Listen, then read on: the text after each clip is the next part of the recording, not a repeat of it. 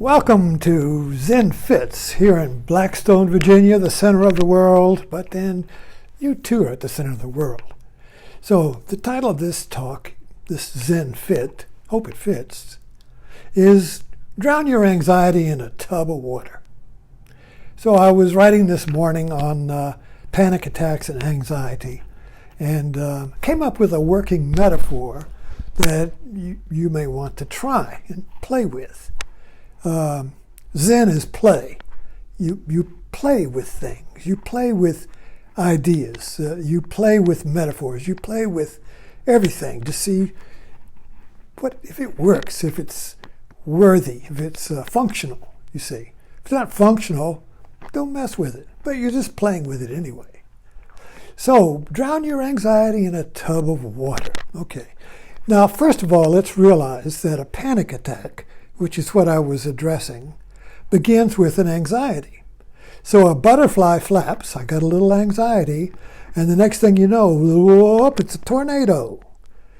A butterfly flaps in this moment, and 15 minutes later, it's a tornado, an anxiety attack. So let's look at it that way. So what we want to work with here is the butterfly, and not the panic attack. It's probably too late then. So we want to work with the butterfly. And if you become sensitive, if your mind becomes sensitive through practice, through intention, you can notice when the butterfly is flapping. You know, oh, there's some anxiety. So what is the butterfly flapping? Well, hold two mirrors together and what happens? You get a wow, wow, wow of images into infinity. Stick a microphone in an amplifier, and what happens? Wow, wow, wow, wow, wow, wow, wow, turn it off. Panic attack. So the anxiety begins with a contradiction. Two choices that are incompatible. I should have said this, but I said that. And I said that, and if I had it, I'd do it over. So I'll keep doing it over my mind, and I become anxious, and then I'm anxious about being anxious, and then I'm anxious about being anxious, and then I'm anxious about being anxious about being anxious, and then I'm anxious about being anxious about being anxious, and then the mirror, whoa, whoa, whoa, wow, wow, wow, panic attack. So let's catch it at the beginning. If you notice you have anxiety, the anxiety is creating a vortex, a whirlpool in the mind. In the mind, you see. Usually when we get this anxiety attack, we look for something stable. We go talk to a friend, go see a priest, have a martini, go for a walk, focus on your breath, do something that isn't thinking, someone else, something stable, some rock. And that begins to kind of like stabilize the wow, wow, wow, wow. But if we don't do that, you see, it's going to increase until we have to shoot ourselves, shoot the amplifier, self-destruct. Okay, so the butterfly flaps, the anxiety. You notice that you've got a little, the butterfly flapping. So here's a metaphor. So if you fill a tub with water and you get it up and you put a little bitty boat in it, cork, that's you're in a canoe. Pull the plug and watch the vortex. Watch the whirlpool. There's the anxiety. It's sucking everything in the mind into it. The anxiety whirlpool sucks everything into it. Whatever you're thinking, whatever you're doing, what anybody says, it's all going down the drain.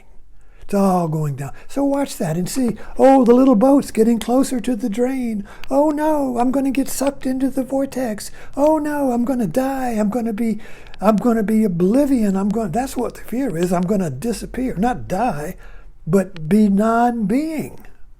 Look at a whirlpool. Where does it go? It's endless. Oh my God. You see, so this fear of non-being, sucking me into it. So put yourself, sit by the tub, watch the little boat get sucked into it and say, that's me. Feel the anxiety right there. Allow that feeling to come up. Bring up the anxiety. Bring it up right there. Let the tub anxiety, let the drain hole in the tub and the little cork of you be you. Really participate in it. Try and really feel it, you see. So what's happening here? Well, what feeds the anxiety? Let me get you my prop here. Where's my prop? All right, here's a little metaphor for anxiety. Here's the two me's. I got two choices. They're incompatible, but I got to choose both because they're two me's. I want to do this. I should do that. I should do this, but I want to do that. That's two me's. I want to do this. I should do that. Very simple formula. We run it all the time. Duty says to do this. Nature says to do this. I want this, but I should do that. Wow, wow, wow. I can't do both at the same time. I can't do what I want and what I should do at the same time. Still, there's two me's. And they go back and back, you see. Boom, boom, boom, boom, boom. Wow, wow, wow, wow, wow. I cannot choose me because I've divided me into two persons, two actual persons, two worlds. If I choose what I want, I'm going to create a world. If I choose what somebody else wants, I'm going to create a world. Two worlds, they're incompatible. I can't choose both at the same time, but I must, because there must be only one me, but there's two. So, boom, boom, boom, boom, boom. You see, I don't want to do that. You can't hear me. You see what I mean? So how do I get out of the two me's that go round and around like a snake eating its tail, trying to become one? The anxiety is the failed effort to become one, which I must be. I must be one unless I'm going into schizophrenia or psychosis or multiple personalities, none of which are talking to the other, you see. So this two me's of anxiety creates a wound that must be healed but cannot. It's the wound that will not heal.